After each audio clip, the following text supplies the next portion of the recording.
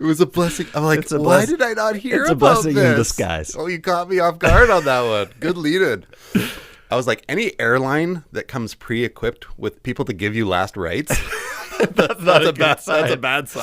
And that's 3 minutes gone. Hello and welcome to the Village Idiom. My name is Mark, and I'm standing next to the handsome Vince McLaren. Woo! I really appreciate that. You've got the swagger going on. I didn't know I was going to receive such a high praise from you right out of the gate. This is the new me. This is new me. I feel like I'm negative. It's way better than the old you. Great, thanks. Appreciate that. Is that kind of backhanded? No, I like it. I like it. Yeah.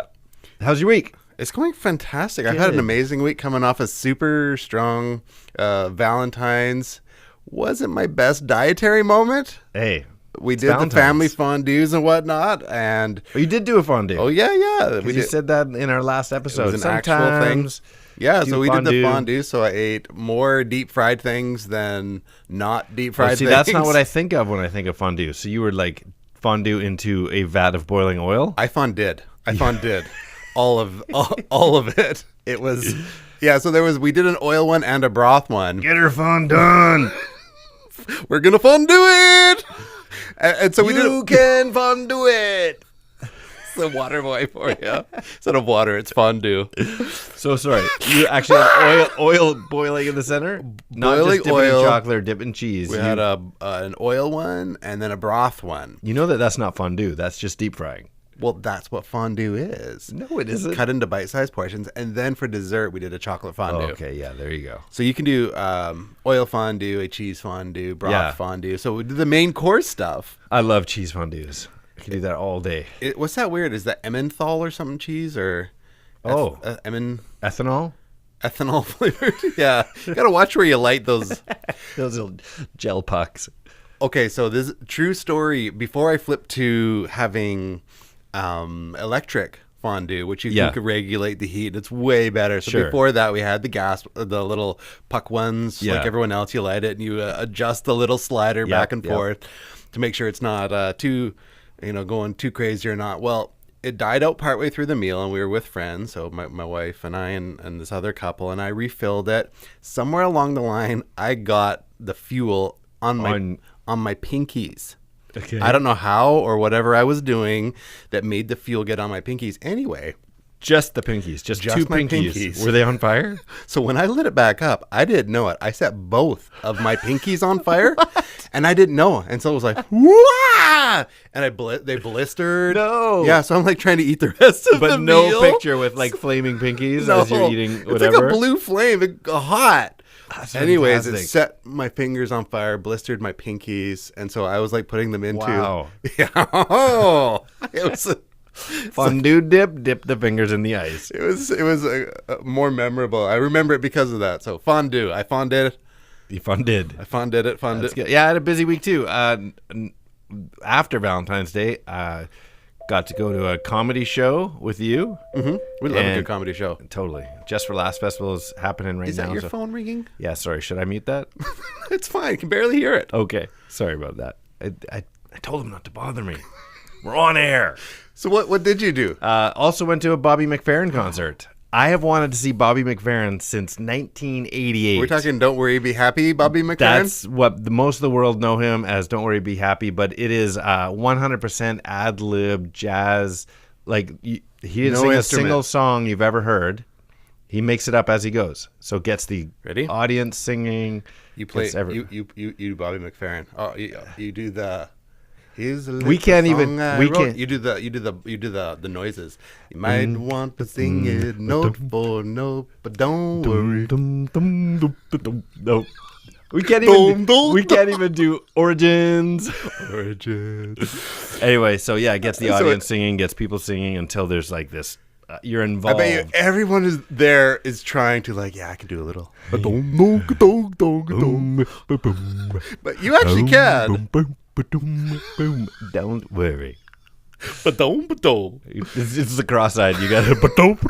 I feel like a dodo bird walking off a cliff.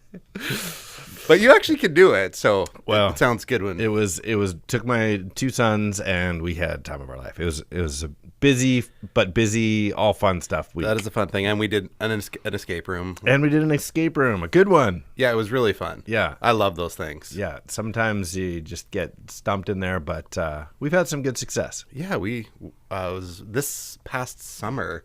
We were at a conference together, and we did one every day. Every day. It was like 6 or 7 days of escape rooms. And we had a streak. We didn't fail that week. No, we were killing it. Yeah. Generally, we do okay. We do. That one, our friend Brad was with us. It was a great time. If anybody has good suggestions for, like, you have a favorite exit room, we are interested. Yes, please do drop that in either some comment on iTunes if you'd like to take us to an exit room, we are available. We love escape rooms. We've done dozens of escape rooms. Totally, yeah. So, one of my favorite things. Sometimes when we go do a night out, we went and saw Aziz Ansari. Yeah. And this last one, we did one escape room, but it's not uncommon that we start the night with an escape room, get something to eat, go to a show, and then go to another escape room. This time we didn't. We had an earlier night-ish. Yeah. Still had some fun. It was awesome. So do tell, what is going on in today's idiom? Well, today, as you may have seen the little promo, today's idiom. Wow. Let me start over. Today's idiom is a blessing in disguise. Ooh. Blessing in disguise. So a common phrase. People use it all the time.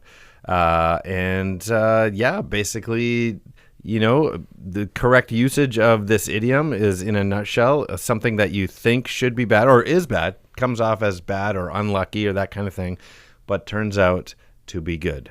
Now, before we go any further, I'm trying to mix it up and find the right placement for this. So before we get into, how you've used it, if you have anything related to any stories to tell, put on your headphones right now, because we're going to jump in with sound bites today.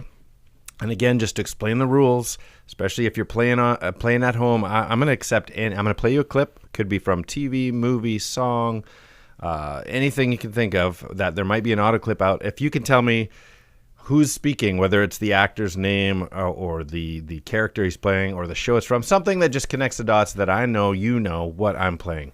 And it'll either be the idiom itself or it'll be in reference to the idiom. So I'll give you a first one.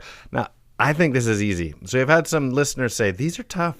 And you've said that. These are tough when you just get a snippet. When all you're getting is the audio without any visual references, they can be impossible. Yeah. And see, on this end, because I see it and I'm researching, I'm like, I'll get this one. So easy. I'm hoping that we have less complaints from listeners and you might have better luck. So here's your first one. You ready? Let's go. Let's do this. You mean a blessing in disguise? Yeah. Yeah? Hit me up again. Okay. You mean a blessing in disguise? Yeah. It has a bit of Seinfeld. Okay. Is it a Jason Alexander Seinfeld moment with Kramer? You nailed it. Is it? It's Jason Alexander and Kramer. You mean a blessing in disguise? Yeah. Right? You can almost catch it. Nice. See? Okay, so we're in the right ballpark, a little more familiar Do voices. you know what it was? It wasn't the blessing in disguise part. It was the yep. Kramer. The Kramer. Because he's so distinct, Yeah, right? I'm like, maybe that's Jason Alexander. Okay, good. Okay, nice. Okay, I meant to, give a little hint or whatever, but you're on a roll, so I'm giving you nothing on this one either. Here we go. Take it easy. This is a blessing in disguise. That sounds like Rick and Morty. Boom. Yeah. Yeah, you are on a roll. Okay. Now we're gonna get. Oh man, I do have 4. Usually I just give you 3. I might give you 4 this time because we'll do it quick. Now Dan this Harmon. What's that? The voice is so distinct. Yeah. Yeah. See, when you actually, who does Rick? That's all the same. I don't know. You don't know his name. His name, I actually wrote it down because I want to give credit where credit is due. From Rick and Morty. Oh, the voice of Rick is Justin Roiland. Justin Roiland and Dan Harmon. Yeah, Justin Roiland. So there you go. Okay, here's one you should be familiar with. It's a blessing in disguise. Actually, not even in disguise. My goodness, that sounds like the Pam from The Office. Well, I don't know what her real name is. That's it. Pam from The Office. It's a blessing in disguise. Actually, not even in disguise. You are on fire, my friend. She has that cadence in her voice where it doesn't roll fully to where you think it would go. Right, Yeah. right. So I'm gonna play this one. This is your last one. This is a bonus one because you got 3 in a row. If you can get this, you win the grand prize. Hercules. Here we go. Oh, technical error here. It's my first time on the job here. Here we go. And in the end, this may be the eventual blessing in disguise to come out of the Iran-Contra mess. Iran-Contra? That sounds like Ronald Reagan. Boom. 4 for 4. Well, let's just mark this moment. I was going to cut it before the Iran-Contra and then add that as a hint, but... It was that little pause that gave me time to think, and so that was the blessing in disguise right there. And there it is. So yeah, correct usage. Back to the idiom. Something that is apparently bad or unlucky. Going wrong, which is the exact opposite of, say, a Trojan horse. I thought of Trojan horse during Trojan horse. You look at it and go, oh, this is a gift. But inside is bad things. Interesting. So it's the opposite. Yeah, that's right. The Trojan horse isn't an idiom or anything like that, but it's the exact something that's like, oh, this is good. So that's a curse in disguise. Right? An but attack it's funny in when disguise. you say it like that, it makes me think of like a Transformer. Curses in disguise. Well, maybe the Decepticons, but wouldn't the Autobots have been blessings in disguise? Because they're like that's right. Kind of an alien type out there creature, mechanical thing, but they were here to save us. So an example might be if you step in dog poop, that seems bad. That seems bad. But if while scraping off your foot, you find a diamond, a priceless gem. You're like, what has this dog been eating? Blessing in disguise. This dog just ate a necklace. When it's fun, just this popped in my mind as soon as I started kind of playing around with what are we going to talk about.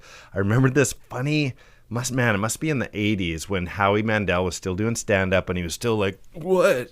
Like he played almost a character. What? When he had his hand all weird? Yeah. Anyway, he did this thing mid-act, so he's doing joke after joke, some props, some one-liners, and he puts on these thick black glasses, and he just stands in front of everyone. He's like, who am I? Who am I? And everyone's shouting out, Clark Kent, Superman, Christopher Reeves. What? And he finally takes him off. He goes, that's amazing. I always thought those Superman movies were full of crap, but that really worked. It's me, Howie. Exactly. I've always wanted to use that prank, but yeah, it's like disguise. And anyway, he made me laugh. He's always made me laugh. He's clever. I was when I was thinking about blessings in disguise. So 2 summers ago, British Columbia caught on fire. Yeah. Like all of it. It just went up in flames. Like you could smell smoke. Yeah, smoke everywhere for days and days. It was weeks long. Yeah. During which time we had booked a 2-week road trip through British Columbia and into Alberta. That's right. I remember that. And so it's like, this is the worst possible timing of things to go on a road trip when the province is on fire. So it seems like your vacation is ruined. This is going to be just brutal. So we're coming across like not northern BC, but the upper part there in that Prince George area, Quesnel, because we're going to do a few days in this area, Barkerville, which is old I've never been. Miney town. I've just heard about it so much, yeah. You know, the panning for gold and going on the old tours and all the rest of that. Fantastic thing. So what would normally be a packed tourist attraction, there was like 4 to 10 people there, period. Like a ghost town, which I guess works in this case. It is a ghost town, except so all the things that would make it great, like just people like, hey, can I help you? Want to see the act? Like you could get into whatever you wanted, whenever you wanted, however you wanted, front row, because so what appeared like this is going to be, it's terrible. The sad part is that British Columbia caught fire. Right. That was blessing in disguise. That was the downside. It's Vince's family vacation. But my vacation was amazing. People are fleeing from their neighborhoods. I appreciate that people lost their things, but for me, it worked out really well. That's a blessing. That was the blessing in disguise. I think it was like $500 million in damages when all was said and done. Yeah, it was brutal. It global news. We were burning down. Yeah, but Vince McLaren. Wicked blessing in disguise. Always finding that silver lining in things. So as I was kind of Googling blessing in disguise, just typing in blessing, I kept getting religious things or Catholic things because of the word blessing. So I don't know if you came across the same things, but did you hear that the Vatican has started its own airline now? Okay, I'm trying to think of a joke now. Okay, go. Yeah, it should be a joke. They started their own, which just shows you like the control. Heavenly Air or No, it's called Papal Air. Papal Airplane. Oh, that's what they should have called it, Papal Airplane. So the thing is, though, They don't consult me. They don't ask. difficult thing is that they've kind of, I don't know if a decree is probably too strong of a word, but they've issued this decree that for all traveling Catholics, like almost insisting, if you're Catholic, you must fly Papal Air. And it's like, I'm not taking that Papal Air. So right? regular Joe Catholic is like, it's too expensive. They're like, there's so many other options, and I'm like, to be a good Catholic, I've got to fly Papal Air, and they're actually freaking out. It's insanely expensive, but you practically get excommunicated if you don't take it. But they're applying a lot of pressure, so Catholics are up in arms. They think that the Vatican has gone too far. So here this week, this is the reason it was in the news. This week, Papal Air has announced that they're making extra effort to make this a valuable experience. So every pilot now is required to also be a priest. And once they've reached maximum altitude, they actually pray a blessing, I guess, over the crew, over the passengers. So while it's incredibly, incredibly expensive, it's a blessing in the skies. That's terrible. So yeah, it was my joke. That's awful. It was a blessing. I'm like, why did I not hear it's about a blessing this? in disguise. Oh, you caught me off guard on that one. Good lead-in. I was like, any airline that comes pre-equipped with people to give you last rites, that's a bad sign. Papal Airplane, though, that's fantastic. Papal Way Airplane. to jump in with that one.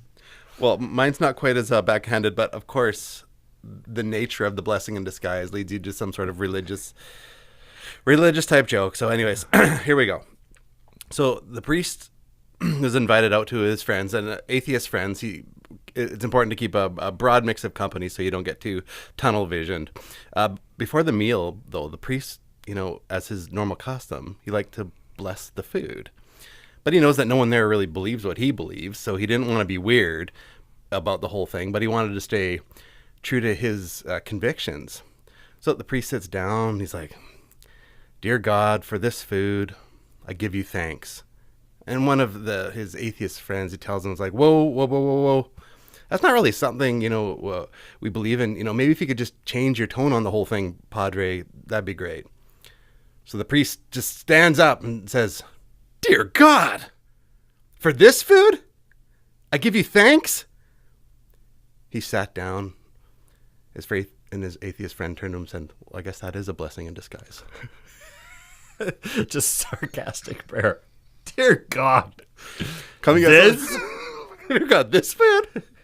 So all you have to do is change your tone to take what would be a blessing for your food to turn it around. That's perfect. It is the blessing in disguise. You have to disguise. Dear God. You know what? Real blessing in disguise. I had a friend in high school. He was of faith and felt obligated to pray for every meal. Yeah. But was embarrassed to do so. So it's similar. This is not a joke. This is a real thing. And so he felt like, I don't know why he didn't just in his mind say a little prayer if he's embarrassed. But no, he felt like the eyes had to be shut. The head needed to be bowed. So he'd be at McDonald's and he'd drop his napkin just so he'd have to go, whoop.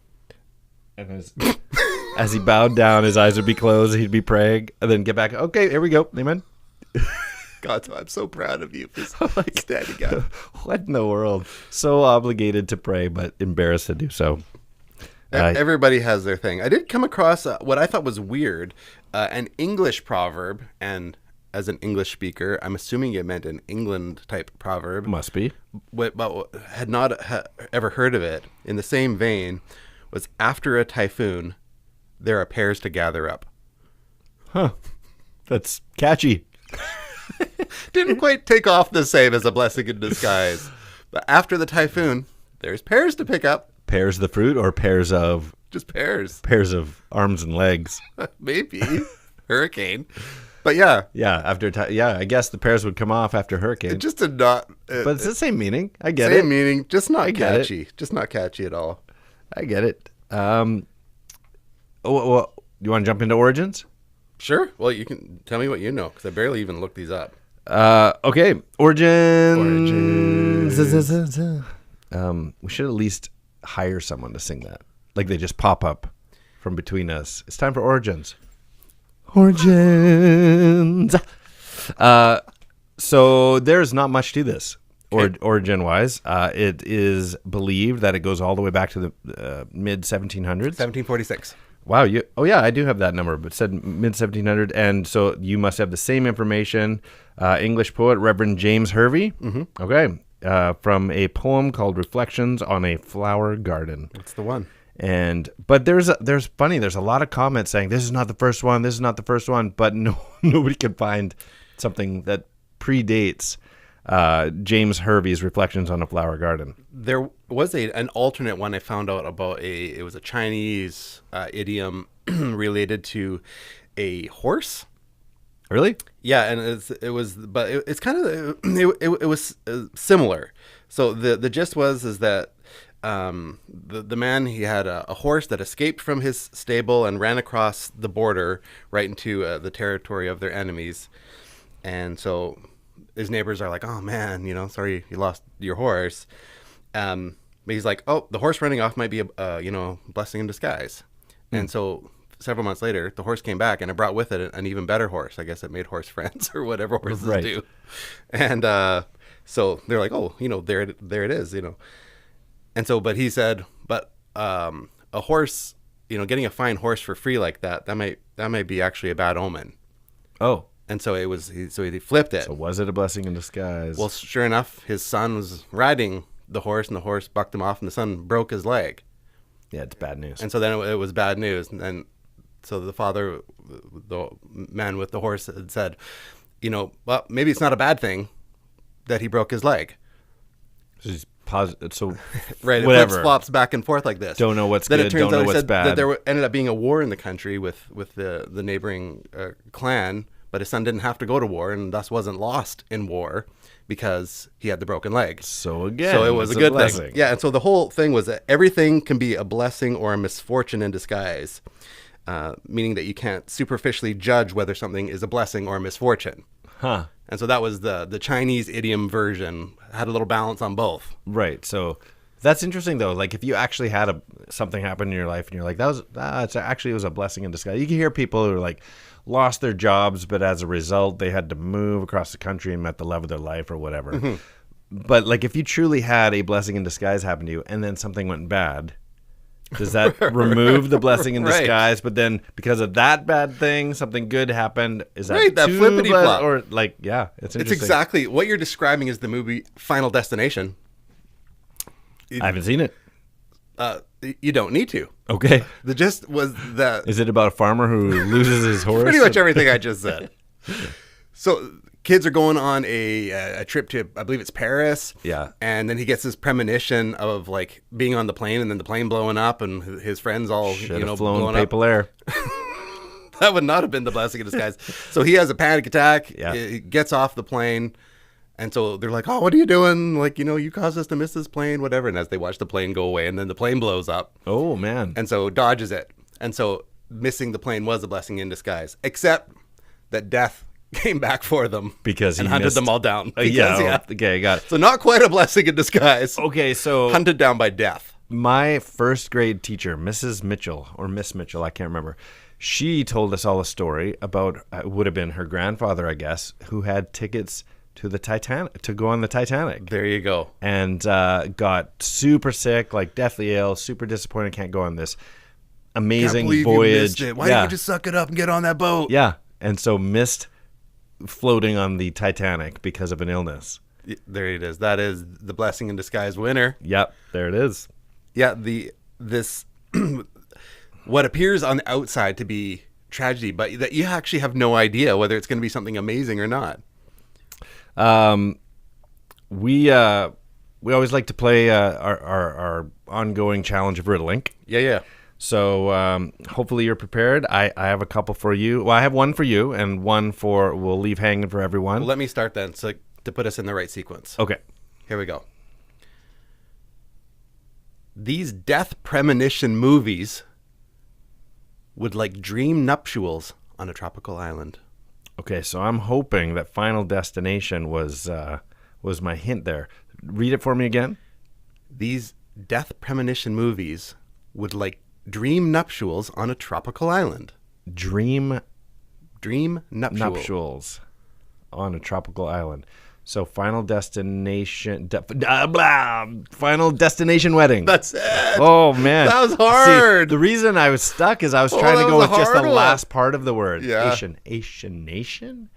Final Destination Wedding. It's funny when you get it and like, we can get it out of my mouth fast enough. It's like he has to go potty. Okay, so there you go. There's an example for everyone. We have a 2-part question that requires a 2-part overlapping answer. Okay, here's mine for you. Are you ready? Let's do it. Credited with the origin of A Blessing in Disguise, this man wrote God Bless America. Oh my goodness. What was that guy's name? We just talked about it. Okay, well, so you know who we're talking about. The dude who just made Reverend it up. James Hervey. Okay. Tell me again. Credited with the origin of A Blessing in Disguise, this man wrote God Bless America. So I'll give you a hint because you're stuck on the second part. Hervey goes to Hollywood. Hervey the Love Bug. It's you're looking for the person who actually wrote God Bless America. So the hint is he also wrote White Christmas. I don't know, Bing Crosby. No, that's who sang it. Didn't he write it? No. What a hypocrite. Nobody knows who this guy you're talking about is, but everybody knows Hervey, Bing Crosby. Take just the Irvy part of it. You could take the Irvy, Really? the V. Scurvy. Reverend James Irving Berlin. Oh, is that? Oh, Irving Berlin. That does ring a bell. Yeah, he wrote White Christmas. And the surprise for me was he wrote God Bless America. Ooh. Who's the guy who was the snowman in Rudolph? Like the actual voice? Was that Ives Berling or? Was that? Oh, Burl Ives. Oh, Burl Ives. Burl Sorry, Ives. a little dyslexic on that one. Burl Ives. Yeah. I can't remember. Okay. This one you'll know your memes or you won't know your memes. There's a meme. The guy's actual name is Kyle Craven, but the meme about the unfortunate person. It's the unfortunate person meme. Okay. You'll either know his name or you won't. That unfortunate person. Okay, so that unfortunate person meme cuts like a knife. Okay, cuts like a knife. If we're talking music, I believe that would be Canadian singer Bryan Adams. Unfortunately, I don't know who the unfortunate meme guy is. Okay, something Brian. Oh, he's showing me a picture here. For those of you who are YouTubing right now. And, is his name Ryan Bryan? His name is Bad Luck Brian. Bad Luck Bryan Adams. Bad Luck Brian Adams.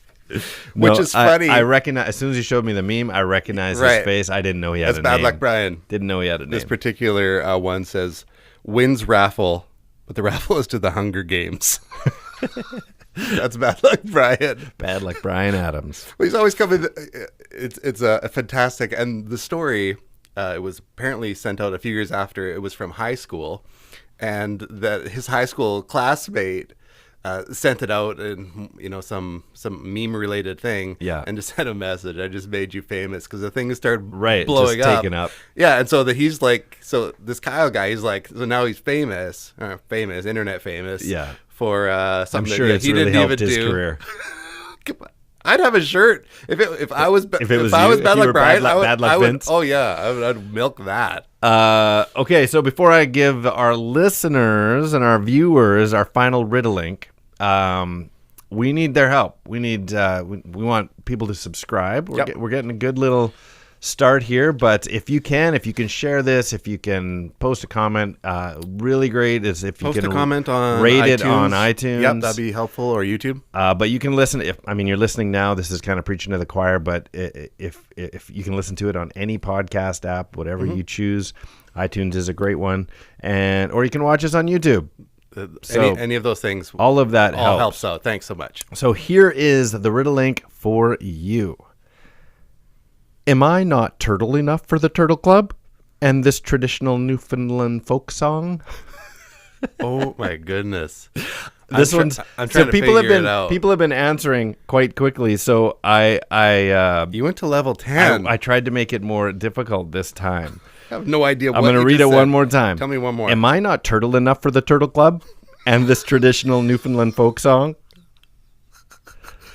Am I not turtle enough for the Turtle Club? So I'll post that, and Oh if I don't get goodness. answers, I'll post some hints. So watch for that. I'm struggling. But we're almost out of time. Next episode, I'll announce some winners because we have one to announce, but we'll have to save it. That sounds perfect. So I am Vince. And I am Jurassic Mark. And these are the Village Idioms. Woo! That's 3 minutes gone.